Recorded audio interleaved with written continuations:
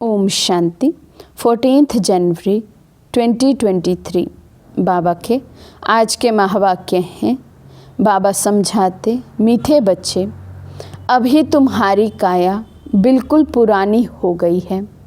बाप आए हैं तुम्हारी काया कल्प वृक्ष समान बनाने। तुम आधा कल्प के लिए अमर बनते हो। प्रश्न है, इस वंडरफुल नाटक में कौन सी बात बहुत ही समझने की है? बाबा समझाते, इस नाटक में जो भी एक्टर्स हैं उनका चित्र केवल एक बार ही देख सकते, फिर वही चित्र 5000 वर्ष के बाद देखेंगे।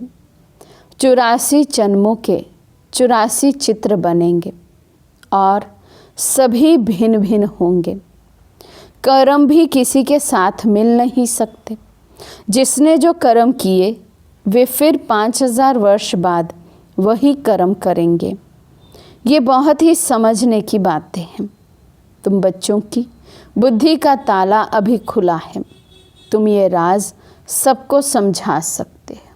तो जो फीचर्स जैसा देह एक जन्म में मिला, अगले जन्म में सेम नहीं मिल सकता है। 84 जन्म तो 84 चित्र मिलेंगे। ऐसे ही बाबा कहते, एक पाटधारी के कर्म ना मिले दूसरे से, और एक पाटधारी के कर्म भी फिर से रिपीट होंगे 5000 वर्ष के बाद। अब ये राज हम बच्चों ने समझा है, तो बाबा कहते बुद्धि का ताला खुला है, तो अब ड्यूटी बनती है औरों की बुद्धि का ताला खोलना है।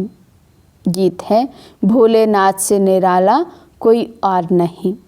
ओम शांति।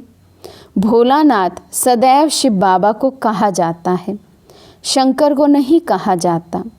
वे तो विनाश करता है और शिव बाबा स्थापना करते हैं।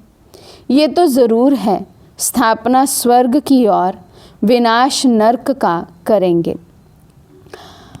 तो ज्ञान सागर भोलानाथ शिव को ही कहेंगे। अब तुम बच्चे तो अनुभवी हो। ज़रूर कल्प पहले भी शिव बाबा आया होगा और अब आया है ज़रूर। उनको आना ज़रूर है, क्योंकि नई मनुष्य सृष्टि को रचना है। इस ड्रामा के आदि मध्य अंत का राज बताना है, इसलिए ज़रूर यहाँ आना है।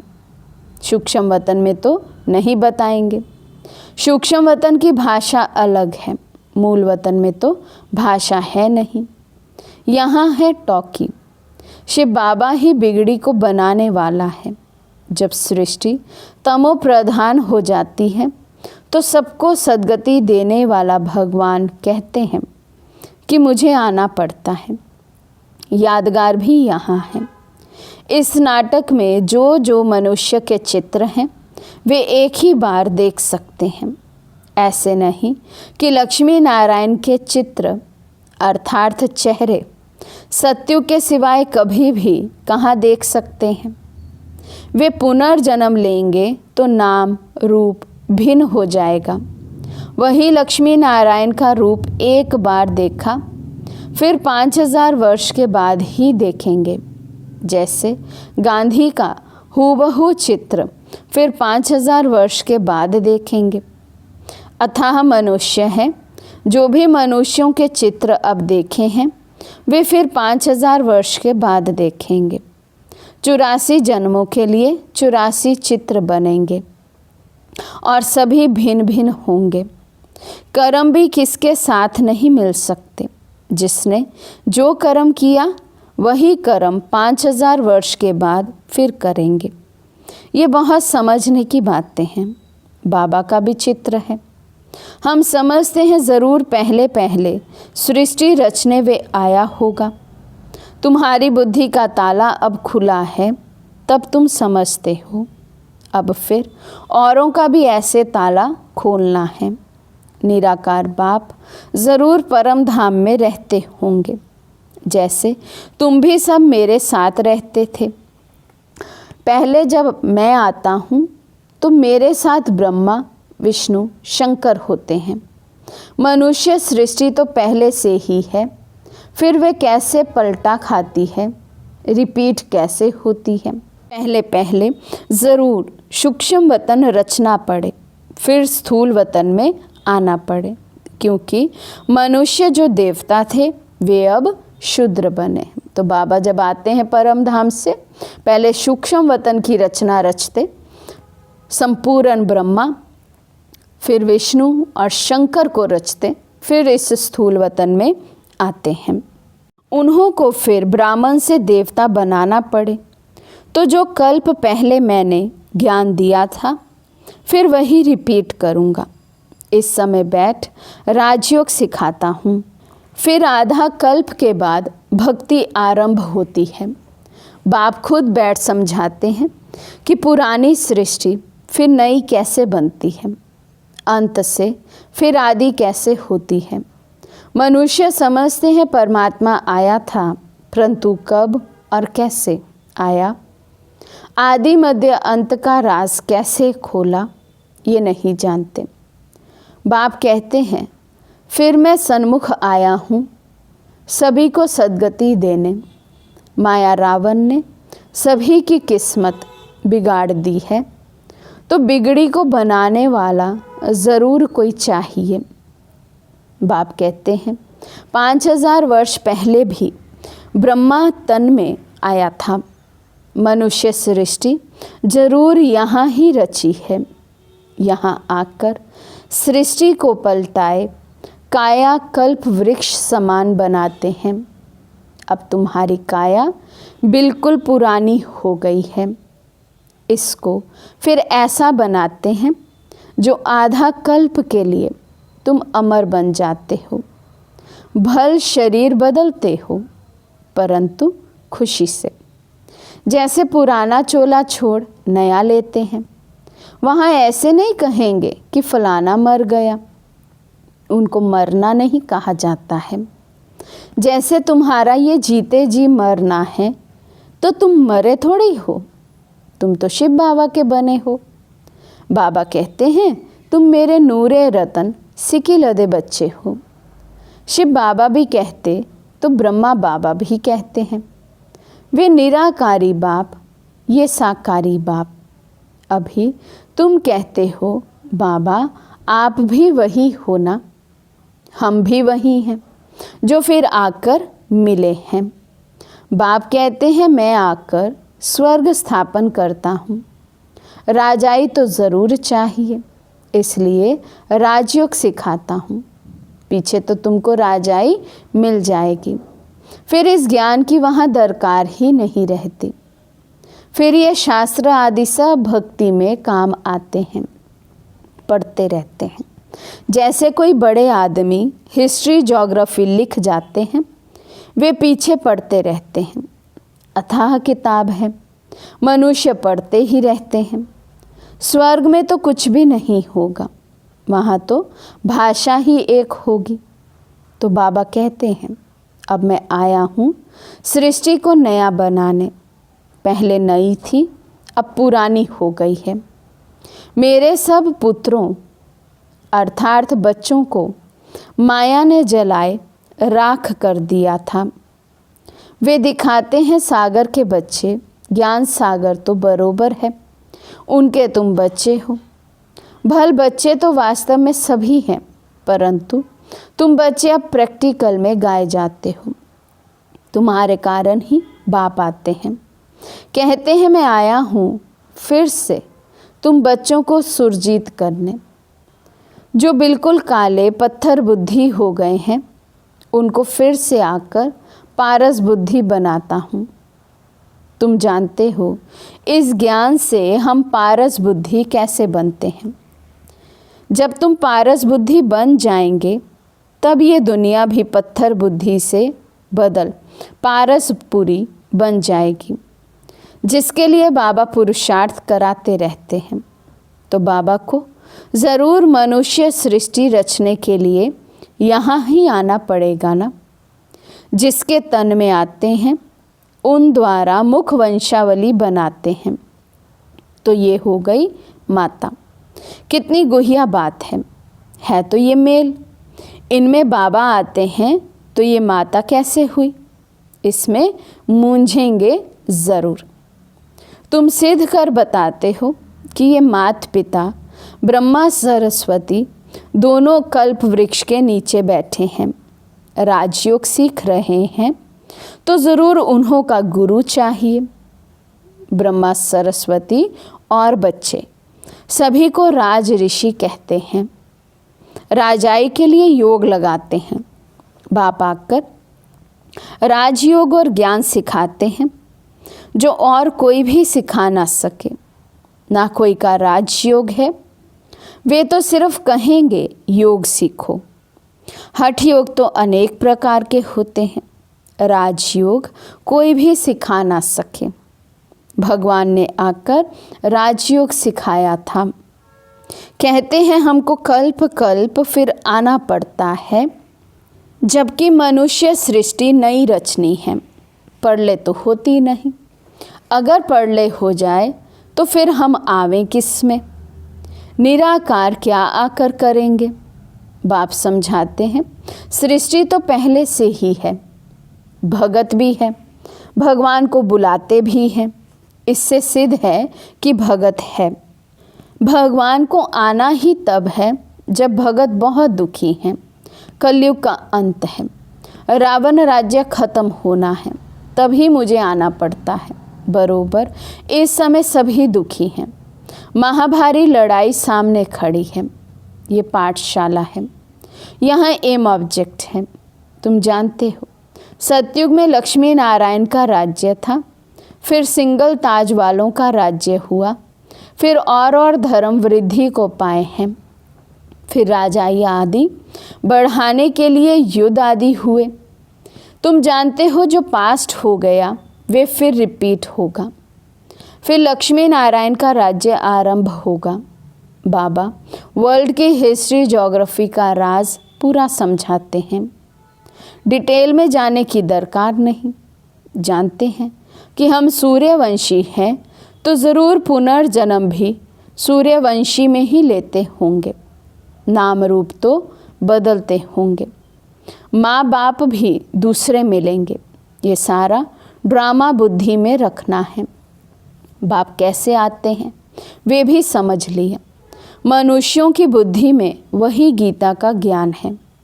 आगे हमारी बुद्धि में भी वही पुराना गीता का ज्ञान था।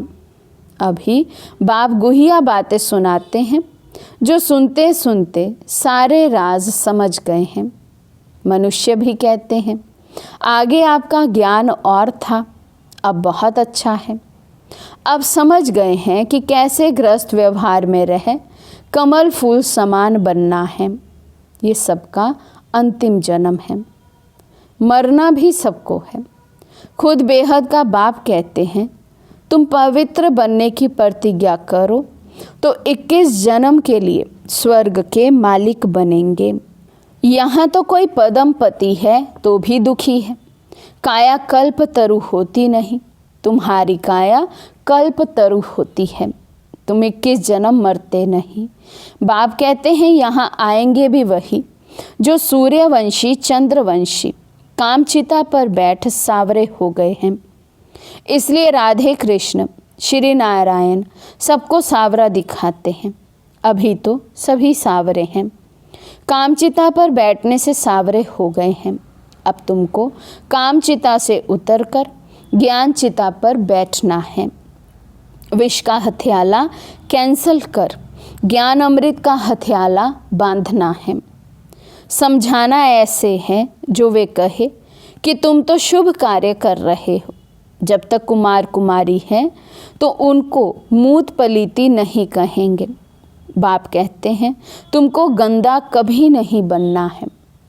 आगे चलकर ढेर आएंगे, कहेंगे ये बहुत अच्छा है। ज्ञान चिता पर बैठने से तो हम स्वर्ग के मालिक बनेंगे। अक्सर ब्राह्मण ही सगाई कराते हैं। राजाओं के पास भी ब्राह्मण रहते हैं, उन्हों को राजगुरु कहते हैं। आजकल तो सन्यासी भी हथियाला बांधते हैं। तुम जब ये ज्ञान की बातें सुनाते हो तो लोग बहुत खुश होते हैं, झट राखी भी बंधवा लेते हैं। फिर घर में झगड़ा भी होता है। कुछ सहन तो ज़रूर करना पड़े। तुम हो गुप्त शिव शक्ति सेना, तुम्हारे पास कोई हथियार नहीं। देवियों को बहुत हथियार दिखाते हैं, ये सब है ज्ञान की बातें, यहाँ है ही योग बल की बातें। तुम योग बल से विश्व की बादशाही लेते हो, बाहुबल से हद की राजाई मिलती है। बेहद की राजाई तो बेहद का मालिक ही देंगे, लड़ाई की कोई बात नहीं। बाप कहते हैं मैं कैसे लड़ाऊंगा, मैं तो लड़ाई झगड़ा मिटाने के लिए आया हूँ। फिर इनका नाम निशान भी नहीं रहता है। तब तो परमात्मा को सब याद करते हैं, कहते हैं मेरी लाज रखो। फिर भी एक में निश्चय नहीं तो और को पकड़ते रहते हैं। कहते हैं हमारे में भी ईश्वर है, फिर अपने में भी विश्वास नहीं रखते, गुरु करते हैं। जब तुम्हारे में भगवान है तो गुरु क्यों करते हो? यहाँ तो बात ही न्यारी है। बाप कहते हैं कल्प पहले भी मैं ऐसे ही आया था जैसे अब आया हूँ। अब तुम जानते हो कि रचता बाप कैसे बैठ रचना करते हैं। ये भी ड्रामा है। जब तक इस चक्र को नहीं जाना तब तक कैसे जाने कि आगे क्या होना है। कहते हैं ये कर्म क्षेत्र है, हम निराकारी दुनिया से पाठ बजाने आए हैं। तो तुमको सारे ड्रामा के क्रिएटर डायरेक्टर का मालूम होना चाहिए। हम सब एक्टर्स तो जान गए हैं कि ये ड्रामा कैसे बना हुआ है, ये सृष्टि कैसे वृद्धि को पाती है। जबकि अब कलयुग का अंत है तो ज़रूर सत्युग स्थापन होना चाहिए। इस चक्र की समझानी बिल्कुल ठीक है। जो ब्राह्मण कुल के होंगे वे समझ जाएंगे। फिर भी ये प्रजापिता है तो अपना कुल बढ़ता ही जाएगा, बढ़ना तो है ही। कल्प पहले मुआफिक अब पुरुषार्थ करते ही रहते हैं। हम साक्षी होकर देखते हैं। हर एक को अपना मुखड़ा आईने में देखते रहना है, कहाँ तक हम लायक बने हैं सतयुग में राजधानी लेने के। ये कल्प कल्प की बाजी है। जो जितनी सर्विस करेंगे, तुम हो बेहद के रूहानी सोशल वर्कर्स, तुम सुप्रीम रूह की मत पर चलते हो। ऐसे अच्छी अच्छी पॉइंट्स धारण करनी है। बाप आकर काल के पंजे से छुड़ाते हैं। वहाँ मृत्यु का नाम नहीं, ये है मृत्यु लोक, वे है अमर लोक।